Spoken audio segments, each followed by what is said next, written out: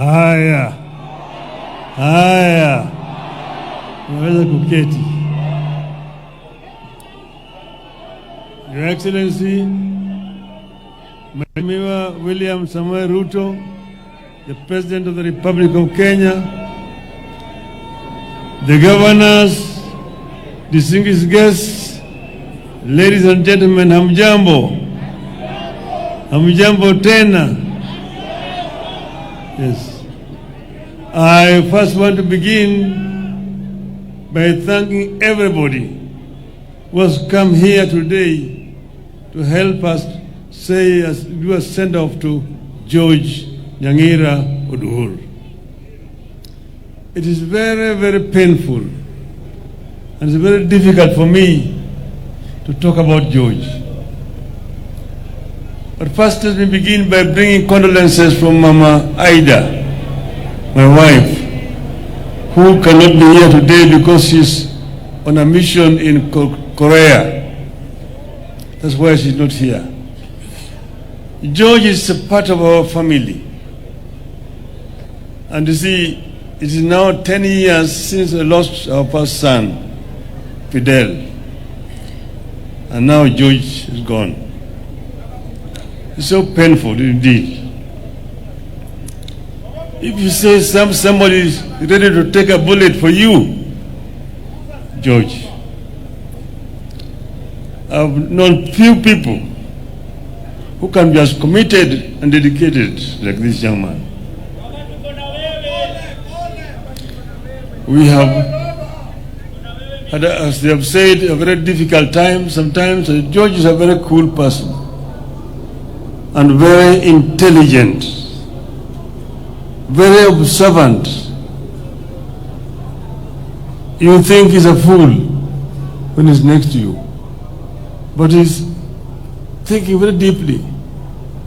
So when he comes and tell you, this place is not safe, let's get out. You must get out very quickly. So it is very painful indeed. George worked for me. He did not work for Jaramogi. Just very briefly, Jaramogi was very briefly around there. When we recruited George, we sent him for training to South Africa.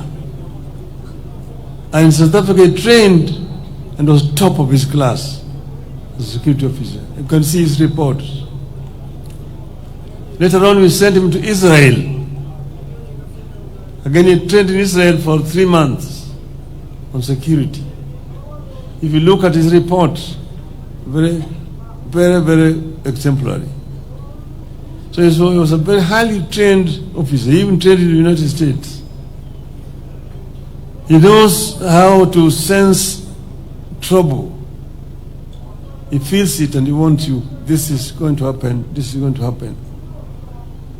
So we knew each other so closely, so well with George, and we've traveled around the world with him. Are they 7 continents? We've been with George to 5 continents, except Arctic and Antarctica. He's been all of those places. And he's so familiar with many other things. When you go to a place within a short period of time, he has moved around and he has scouted and know where the danger is. So it is painful. But the other people you've seen here, they call the veterans. Veterans, wasimame. Those people there. Hello? Veterans, fungeni mkono. These are the people who have been with us. There's very many. They are battle hardened. Asanteni sana. Ni hao watu ambao wamekuwa pamoja na George throughout all this period of time. So we have lost a son in our family, and we are very sad indeed. Mama Carol here has kept George. She has looked after George very well. George was all the time very smartly dressed when he comes to work. Thanks to Carol. Yeah. So I thank all of you for coming here today. Now today is not my day to make a long speech. I don't want to make a speech. But wacha niseme hivi. Kenya hii iko hapa na itabaki. Dunia ni daima, lakini binadamu haishi dunia daima. Kwa hivyo Kenya ni moja peke yake. Mpaka tulinde Kenya, na vile vile tubadilishe Kenya. Na Kenya italindwa na itabadilishwa na Wakenya, si mtu wengine. Kwa hivyo Wakenya mpaka wasimame pamoja. Yale ambayo tutaki ni ubaguzi. Ubaguzi ya kijinsia, ubaguzi ya rangi, ubaguzi ya kikabila, ubaguzi ya huyu ni mzee, huyu ni kijana, huyu ni mama, huyu ni mlemavu. Hatutaki. Tunataka kuunganisha Kenya wawe kama kitu kimoja. Hiyo ni muhimu sana. Pili, neno yangu ya pili, Junet yari amesema, tulipigania kwa nguvu na dhati tupate katiba mpya. Kuna watu wengi ambao walikuwa hawataki katiba mpya. Sana sana walikuwa napinga sana mambo ya ugatuzi. Ugatuzi. Mmoja akatuambia ati watu wengine wanaitwa governors. To govern what? Kwa hivyo ugatuzi ilikuwa na maadui wengi zaidi. Ndio sababu kuna zingine ambayo hatukuweka. Kuna zingine ambazo ziko katika ile bomas ya kwanza draft, lakini haziko katika hii katiba ambayo tuko nayo sasa siku ya leo.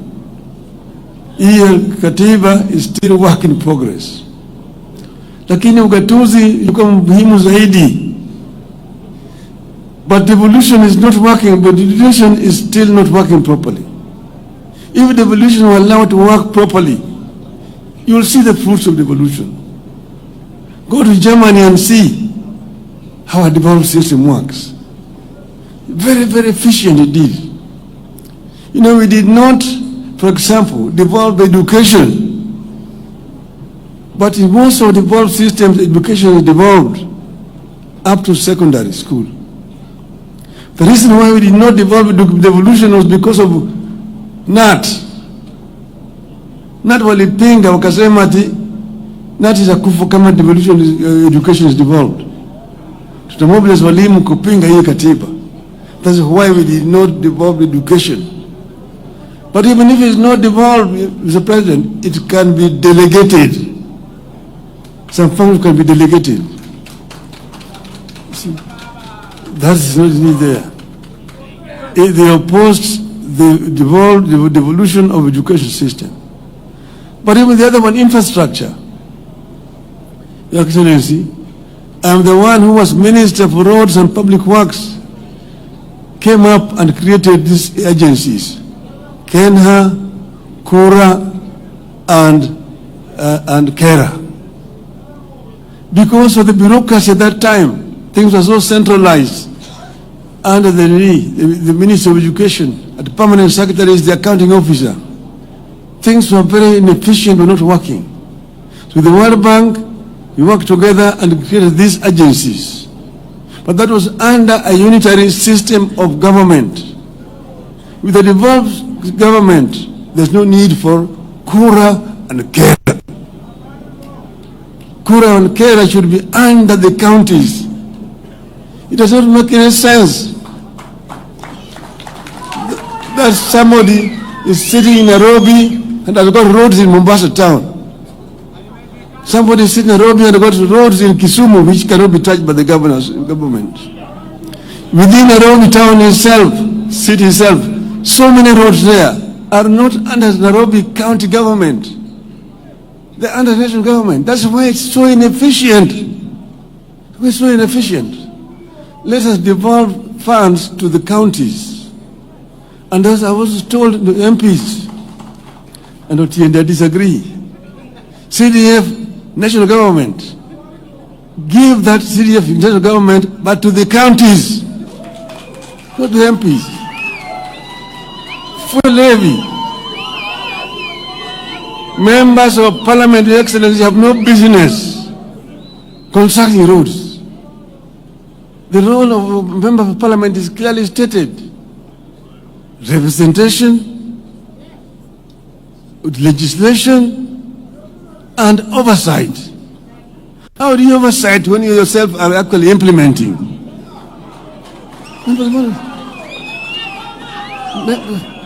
The House fund should go to the counties. And if the governors mess up with those things, then we deal with the governors themselves. But they don't tie the hands of governors. And then MPs go and say, mimi ndio nimejenga barabara hii, pindi nimejenga barabara hii, nimejenga shule hii, niko hospitali hii, governor hajafanya chochote. Because the governor has not been given the money. Give the money to the governors. Let devolution work properly. And that's why I say that if they don't do it, we will make it an election subject. Members of Parliament. So that members of Parliament should allow to do their work and then do oversight, which is your constitutional duty. That is what I wanted to say today. I don't want to make a long speech. My brother, Mheshimiwa Rais wa Jamhuri ya Kenya, karibu ongea na watu wako.